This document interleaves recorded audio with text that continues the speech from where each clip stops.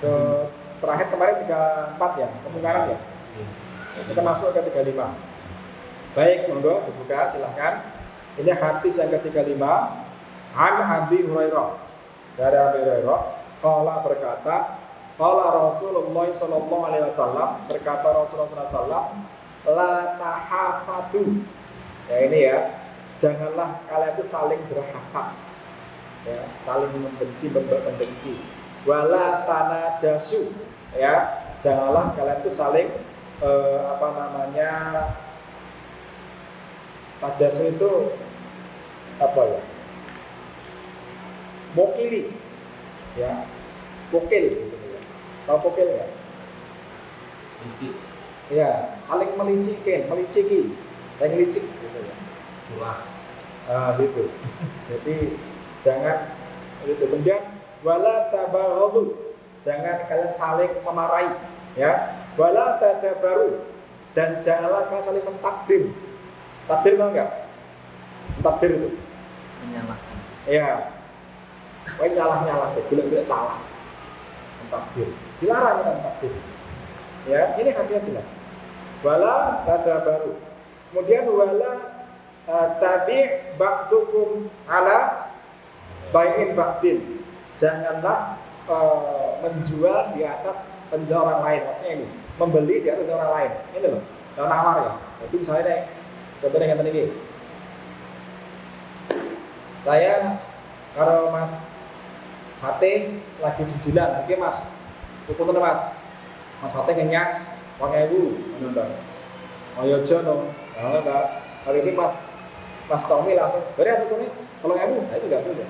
Sebelum saya dengan Mas Fatih ini selesai, termasuk dalam pernikahan. Jadi nih Mas Fatih ngelamar sama itu, iya nakoke, misalnya tunggu, nggak tahu. Bukan capek jadi.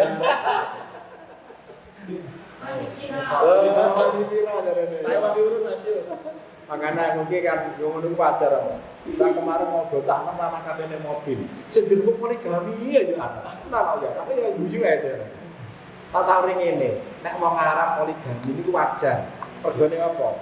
Wong Arab kuwi nek nikah, kuwi mahare omah sak isine, sak pembantune, mobil sak supire. Mahare ngono. Ya ta? Lah awake dhewe mahare apa? Seperangkat alat sholat.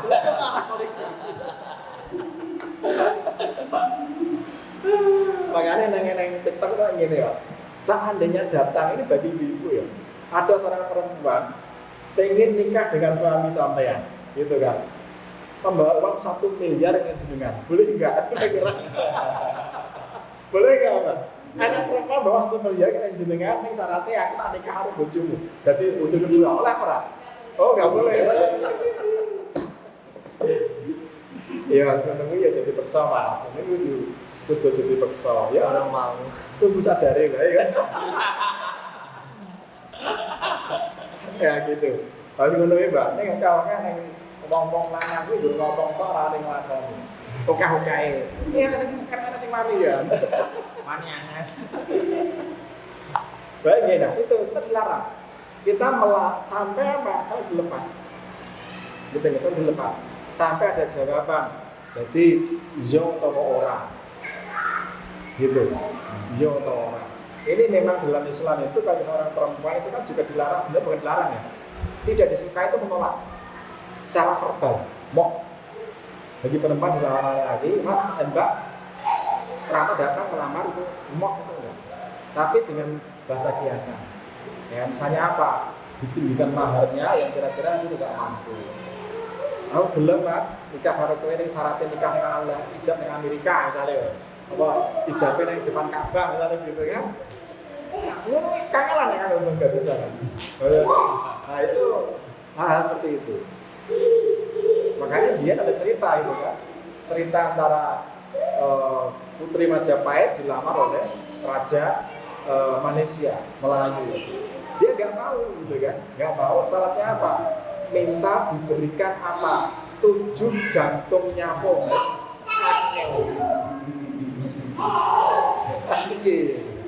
Baik. Nah ini sini ya. Maka kita dilarang sampai itu dilarang membeli di atas penjualan orang lain, penjualan orang lain. Nek sing nyang-nyangan sampai dia beli. Nek sing lamar-lamaran sampai dia itu selesai. Ya. Iki ana critane sambung jomi. Enek orang nikah. Orang kok dino ijab. Sing wedok iki batal iki. Wong tuwa status kesana. Ayo kok apa tuh ya lanjut tetangga. Itu. Ya. Kemudian lanjut. Kemudian wakunu ibadallahi ikhwana, maka jadilah kamu itu hamba-hamba Allah yang bersaudara. Ya, yang bersaudara. Perhatikan ini. Hamba yang bersaudara. Al-muslimu akhul muslim. Sesungguhnya muslim itu saudara bagi muslim yang lainnya. Ya. La yathlimuhu, maka jangan saling mendolimi, jangan mendoliminya. Wala yahduluhu, dan janganlah saling menghinakannya. Wala yakdzibuhu, dan jangan kamu itu mendustakannya. Ya. Wala yahtiruhu, dan jangan kamu itu merendahkannya. Kemudian apa? At-taqwaha huna, takwa itu di hati. Ya. Nah, kalian sekalian, orang itu nggak mampu mengamalkan ini semua. Ya, orang itu nggak mampu mengamalkan ini semua. Itu kalau di hatinya nggak ada kasih sayang. Betul. Ya. Kenapa orang itu mentakbir?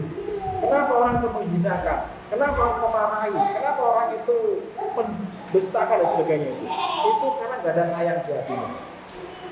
Coba kita sayang, contoh anak kita ya. Kita sayang ke anak kita. Ya, sayang ke anak kita, anak si kecil lah, umur kalian ya 5 tahun, 6 tahun. Itu akhirnya di luar dia berantem dengan temennya. Ya. Kemudian dia melapor ke orang tuanya. Begini saya dinakali begini. Itu orang tua rata-rata langsung percaya ke laporan anak. Saking sayangnya. Iya enggak? Iya. Anak tuduh nyolong, misalnya ini ya, anak-anak SD, SMP. Anak itu nyolong, dulu di sekolah dia nyolong, pertanyaan Pak misalnya. Ditanya ibunya, nah ibu saya kamu jujur ya, kamu nyolong enggak? Enggak mas, saya enggak nyolong. Itu pasti dipercaya anaknya daripada orang tua. Betul? Karena saya. Maka mestinya kita sesama muslim juga seperti itu. Mendahulukan sayang dulu, bukan nuduh. Bukannya Allah jelek-jelekan dulu. Makanya apa? Adamnya itu salah menilai baik itu lebih baik daripada benar menilai buruk. Itu loh. Salah dan baiknya itu apa? Salah menilai baik. Itu. Karena apa? Kalau kita tahu keburukan orang itu berat. Ibarat kita memegang bangkai. Kita bawa bangkai itu kan minimal kita bau, lama-lama yang orang lewat itu bau. Maksudnya apa? Kita megang rahasia orang, aib orang, itu timur bangkai itu apa? Abote itu sesuai muncul, ya sampai keluar dari kita berdosa, itu menjelekkan nama kita juga. Gitu loh. Makanya kalau bisa stop mencari keburukan orang lain. Nak krungu dan segera dilupakan. Itu aja. Ya. Hari ini Masya Allah mau dibilang lupa biasa. Di medsos itu saling menjelekkan, saling itu aja. Itu kenapa? Itu saya yakin gak ada kasih sayang di hatinya. Kalau dia itu gak ada kasih sayang, tandanya apa kemarin? Tandanya iman amal soleh bermasalah. Ya. Karena ini jelas. Alladzina amanu wa amilus solihati tuba lahum wa husnul. Oh bukan itu. Alladzina amanu wa amilus solihati sayaj'alu lahumur rahmanu wudda. Bahwa orang-orang yang beriman dan beramal soleh itu janji Allah yang Maha Rahman akan menjadikan hatinya itu apa? Kasih sayang.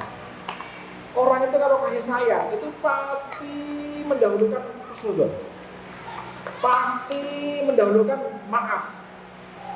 Itu pasti. Ya contoh gitu loh. Jadi jenengan kalau pengen sayang ini sudah terbentuk, itu dengan anak atau yang paling kita cintai, kita bersikap bagaimana?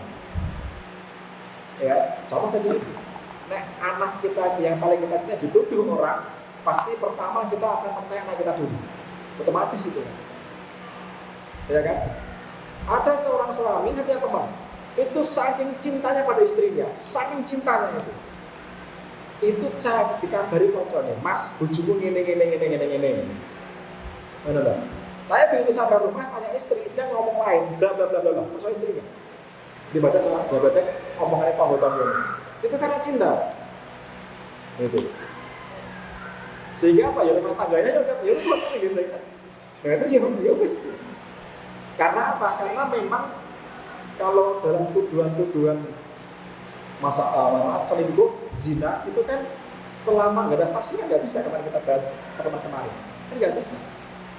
Ya kan? Biarpun sedesa itu santer ngomong istri kita selingkuh gitu ya, selingkuh. Kita nggak punya saksi, kita nggak punya bukti, lebih baik dianggap itu kebenaran. Atau suami kita selingkuh punya ini, selama kita nggak melihat, nggak ada saksi ya situ. Gitu. Nggak usah kita mencari-cari. Ya berarti Allah mendapatkan dia. Begitu. Ya tapi kan enggak. Penasaran kita ya, malah boleh sisik melek. Golek-golek. Apa iya? Kok kok ngomong apa iya kok malah mandi gimana? Padahal kita itu dilarang menyelidiki aib itu enggak boleh gitu. Malah di wartawan golek-golek. Nah begitu. Ya. Karena kita sama muslim. Kemudian at-taqwa huna, Rasulullah mengatakan wa yusir ila sadrihi salatan. Jadi Rasulullah mengatakan Fathul Marok. Jadi at-taqwa huna itu begini Rasulullah. At-taqwa huna ini 3 kali. At-taqwa huna. Takwa itu di hati. Maka apa? Maka kita itu tidak harus melisik seseorang. Nah, wong kata apik kena wis to. Ya. Nah, kalau dia itu tersalah, ya dianggap aja terkeliru. Allah mengampuni kita aja sudah. Iya kan? Jadi kalau kita lihat orang yang bersalah, wes kuncinya ngono dulu. Salah ya, dia salah. Begitu kan? Semua itu sudah diampuni. Gitu loh. Ya, itu bisa diampuni. Ini yang lagi kadang kan Ustaz saya dilurus ke, ya terus bisa. Saya bukan tempat umum. Nah gitu kan. Datangi, cara mengingatkan orang itu begitu, bukan depan umum. Kalau kamu ada orang menasihati kamu depan umum, ketahuilah dia itu bukan menasihati, tapi menghujat. Namanya menasihati itu datangi pribadi, ditunjukkan salahnya, caranya begini, solusinya ini, itu menasihati. Ya, apalagi apa itu orang yang punya pengikut, orang punya kekuasaan, gitu kan? Bukan punya kekuasaan itu bukan cuma penguasa, tapi juga termasuk apa? Para guru-guru yang punya pengikut banyak. Saya punya pengikut ribuan, jutaan mungkin misalnya gitu ya. Saya salah gitu. Kemudian itu saya dibuka depan umum, depan abah saya itu kira menghinakan atau menasihati. Itu mencela. Maka caranya bagaimana? Datangi ke rumahnya, kalau lama itu dipegang tangannya, ya gitu ya. Kemudian dinasih pelan-pelan. Disampaikan salahnya ini. Itu adab menasihati begitu. Adab menasihati tokoh. Ya. Bagaimana adab menasihati orang biasa? Rasulullah SAW itu menasihati di depan umum justru. Tapi apa? Dengan tidak menyebut nama. Tapi apa? Menyebut kejadian. Nah, sehingga apa? Sehingga tidak menghinakan dan langsung kena orang banyak. Ini bedanya. Kalau menasih tokoh itu di depan tokohnya langsung sembunyi-sembunyi. Tokoh apapun, tokoh masyarakat, tokoh agama, sembunyi-sembunyi.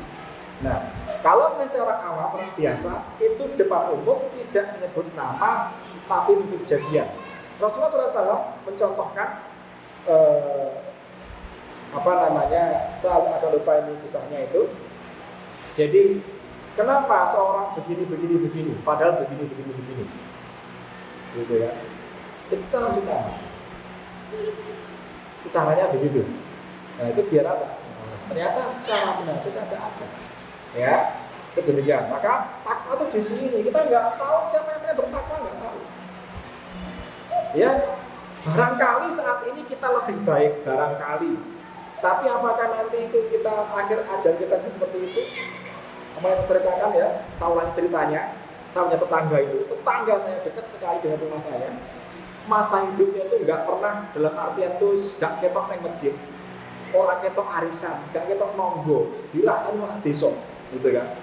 Tapi menjelang ajar, tengah sakit sudah parah, tak ceritakan itu singgo pahar ya, singgo periksa itu kasih semua ya, mobil ambulan kasih semua. Padi hari singgo kok. Nah, ajar itu apa? Boleh saya, ini ramahnya. Cono Haji Umar ya pernah deh, gitu kan. Saya datang juga ke rumahnya, katanya gimana deh, gitu. Embuji ya para seorang kabeh iki. Ya wis anu deh, nyebut, zikir, mana tahu. Akhirnya dia apa? Dia baca asyhadu an la ilaha illallah wa asyhadu anna muhammadar rasulullah. Habis itu turun, saya tinggal, saya datang itu menjelang setelah zuhur, menjelang asar itu. Kemudian saya acara, saya mau juga di rumah, maghrib, dikali meninggal. Saya tanya ke anaknya, Mbak itu dia mau, Pak sempat tani ngobrol, jaluk apa orang. Buatan itu Pak tak tidak mau mulai nama kita ketip terus ngerotos di kena enten menjano. Berarti akhir kalimatnya apa? Asyhadu alla ilaha illallah. Loh itu enggak Pak? Ini rahasia Allah. Ini bisa pelak bagi saya. Gitu, maksudnya itu buat pelak, maksudnya apa? Itu tanda nyata depan Allah, di depan saya. Gak ada orang seperti itu yang kita nggak tahu akan hayatnya. Nah, jadi saya bingung, tak sholat ke apa orang? Arep tak sholat ke, wong ora tahu sholat, ya kan? Nek gak tak sholat ke, aku ngerti ini motor saya di depan saya, saksinya saya, ya kan? Bingung akhirnya saya. Akhirnya ya wis, saya panggil, saya beranu, tak sholat ini tidak tahu orang-orang, pas dewi. Jadi esok baru busi kae, wong sudah ribut kae, aku mau buka rumah, tak sholat ke, bling, gitu kan? Yang hanya saksinya hanya anaknya yang tahu, keluarganya lah, yang tahu saya sholatkan. Tunggu tuh kita saya sholatkan. Lalu dia, nek saya sholatkan, yang betul orang mikir, ngomong orang tuh disolatkan, ya repot kan dia.